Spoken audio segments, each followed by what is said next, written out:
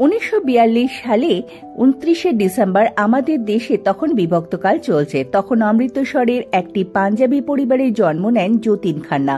পরবর্তীকালে তিনি হন রাজেশ খান্না, হিন্দি সিনেমার প্রথম সুপারস্টার। স্কুল কলেজে নাটকে অংশগ্রহণ করলেও বলিউডের পথে তিনি ছিলেন একেবারেই অনভিজ্ঞ। 1969 সালে আরাধনা মুক্তি পায়, আর এই ছবির রোমান্টিক মোড়ে রাজেশ খান্নার জীবনরেখাকে পাল্টে দেয়। তার চোখের চাহনি ও হাসি ভক্তদের মধ্যে উন্মাদনা তৈরি করে। এরপর পর 15টি ছবি হিট। রাজেশ খান্নার প্রেম জীবন ছিল আলো এবং অন্ধকারে মিশ্রণ। তার দীর্ঘ সময়ের সঙ্গী অঞ্জু মেহতার সঙ্গে সম্পর্কে থাকলেও তিনি তাকে বিয়ে করেননি। তিনি বিয়ে করেন তার থেকে 13 বছরের ছোট ডিম্পল কাবাডিয়াকে। রাজেশ খান্নার সঙ্গে টিনামণির একটি সম্পর্ক ছিল। শোনা যায় তারা একই টুথব্রাশে ব্রাশও করত, কিন্তু এ সম্পর্কেও বেশি দূর এগায়নি।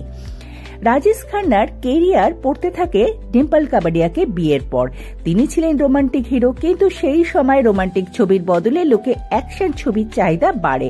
রাজেশ খান্না তার সহকর্মী ও বন্ধুদের অনেক দামি দামি গিফট দিতেন বলেও জানা গিয়েছে।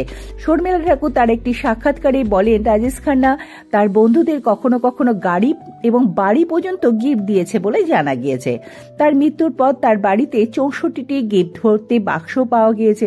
কিন্তু শেষ জীবন এই নায়কের অত্যন্ত একাকী ও নিঃসঙ্গতার মধ্যে কেটেছে বলে জানা যায়। অভিনেতা তার নিজের জীবনে উত্থান ও পতন দুটোই একসঙ্গে দেখেছিলেন। একটা সময় ছিল যখন রাজেশ খান্নার জন্মদিনে গাড়ি ভর্তি করে ফুলের তোড়া আসত, কিন্তু পরবর্তীকালে সেই গাড়ি আসা বন্ধ হয়ে গিয়েছিল।